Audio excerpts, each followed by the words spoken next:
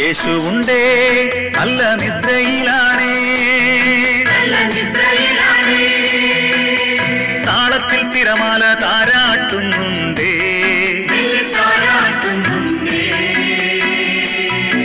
സുഷുപ്തിയിലാടുന്നുണ്ടേ, യേശു ആടിയിടുന്നുണ്ടേ.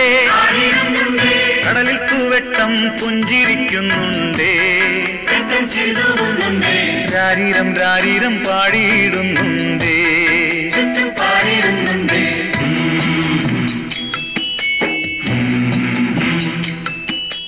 വഞ്ചിയിൽ യേശുവുണ്ടേ, നല്ല നിദ്രയിലാണേ.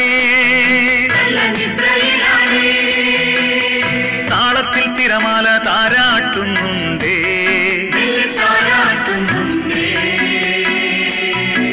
സുഷുപ്തിയിലാടുന്നുണ്ടേ, യേശു ആടിയിടുന്നുണ്ടേ. കടലിൽ തൂവെട്ടം പുഞ്ചിരിക്കുന്നുണ്ടേ, രാരീരം രാരീരം പാടിയിടുന്നുണ്ടേ.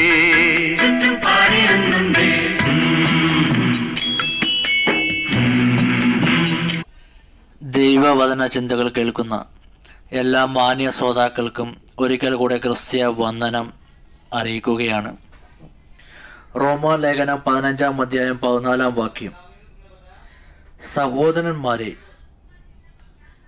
നിങ്ങൾ തന്നെ ദയാപൂർണരും സകല ജ്ഞാനവും നിറഞ്ഞവരും അന്യോന്യം പ്രബോധിപ്പിപ്പാൻ പ്രാപ്തരും ആകുന്നു എന്ന് ഞാൻ നിങ്ങളെക്കുറിച്ച് ഉറച്ചിരിക്കുന്നു എന്ന വാക്കാണ്. റോമ വിശ്വാസികളെ സംബന്ധിച്ചോളം പൗലോസിൻ്റെ കാഴ്ചപ്പാട് എന്താണെന്ന് ചോദിച്ചാൽ, അവരുടെ ഹൃദയം ദയയുള്ള ഹൃദയമാണെന്നും ജ്ഞാനം നിറഞ്ഞവരും പരസ്പരം പ്രബോധിപ്പിപ്പാൻ യോഗ്യരും ആണെന്ന് ഓർമ്മപ്പെടുത്തുന്ന വാക്യങ്ങളാണ്.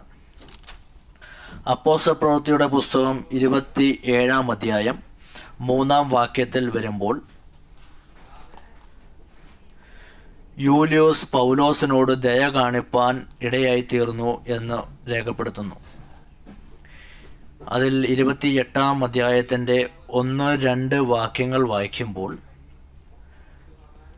രക്ഷപ്പെട്ട് മെലീത്യ തീരത്ത് അണഞ്ഞിരുന്ന പൗലോസിനോട് ബെർബരന്മാർ അസാധാരണമായ ദയ കാണിക്കുന്നതിന് കാരണമായി തീർന്നു എന്നും രേഖപ്പെടുത്തുന്ന വാക്കുകളും കാണുവാൻ സാധിക്കുന്നു. എന്തുകൊണ്ടാണ് പൗലോസിനോട് ബെർബരന്മാർ അസാധാരണമായ ദയ കാണിച്ചത് എന്ന് ചോദിച്ചാൽ, പൗലോസ് മറ്റുള്ളവരോട് ദയാലുവായ മനുഷ്യൻ ആയിരുന്നു എന്നും തൻ്റെ ചരിത്രം പഠിക്കുമ്പോൾ നമുക്ക് മനസ്സിലാക്കുവാൻ സാധിക്കുന്നുണ്ട്. സങ്കീർത്തനം 18-ാം സങ്കീർത്തനകത്ത് 25-26 വാക്യങ്ങൾ നാം വായിക്കുമ്പോൾ, ദയാലുവോടു നീ ദയാലുവാകുന്നു, നിഷ്കളങ്കനോട് നീ നിഷ്കളങ്കൻ, നിർമ്മലനോട് നീ നിർമ്മലനാകുന്നു, വക്രനോട് നീ വക്രത കാണിക്കുന്നു എന്ന് വാക്യങ്ങൾ ആണ് കാണപ്പെടുന്നത്. നമ്മുടെ സർവശക്തിയുള്ള ദൈവത്തെ സംബന്ധിച്ച് ഓർമ്മപ്പെടുത്തുന്നു. നമ്മുടെ ദൈവം ദയ കാണിക്കുന്നവരോട് ദയ കാണിക്കുകയും നിഷ്കളങ്കന്മാരോട് കൂടെ നിഷ്കളങ്കനായിരിക്കുകയും ചെയ്യുന്നു, നിർമ്മലന്മാരോട് കൂടെ നിർമ്മലനാകുന്നു ചെയ്യുമ്പോൾ തന്നെ വക്രത കാണിക്കുന്നവരോട് വക്രനായിരിക്കുകയും ചെയ്യുന്നു എന്ന ദൈവത്തെക്കുറിച്ചാണ് കാണുന്നത്. അതുപോലെ ലൂക്കോസിൻ്റെ സുവിശേഷം 7-ാം അധ്യായം അതിൻ്റെ 11 മുതൽ താഴേക്കുള്ള വാക്യങ്ങൾ വായിക്കുമ്പോൾ, നൊമ്പരത്തോടും വേദനയോടും സങ്കടത്തോടും കടന്നു വരുന്ന ആ സ്ത്രീയെ നോക്കിക്കൊണ്ട് കർത്താവ് അവളോട് ദയ തോന്നുകയും മനസ്സലിവ് തോന്നിയിട്ട് അവളോട് നീ കരയണ്ട എന്ന് പറയുന്ന പ്രസ്താവനകളാണ് കാണുവാൻ സാധിക്കുന്നുണ്ട്.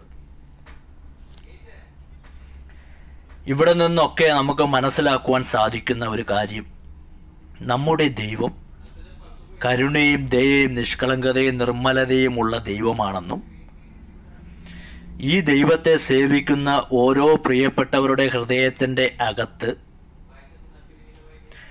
ദയ നിറഞ്ഞവരായിരിക്കണമെന്നും അങ്ങനെ ദയാലുക്കളായ ഓരോ മനുഷ്യനും വേണ്ടി ദൈവം കരുണ കാണിക്കുകയും അവരെ അനുഗ്രഹിക്കുകയും ചെയ്യുമെന്നുള്ള വാക്കുകളാണ്.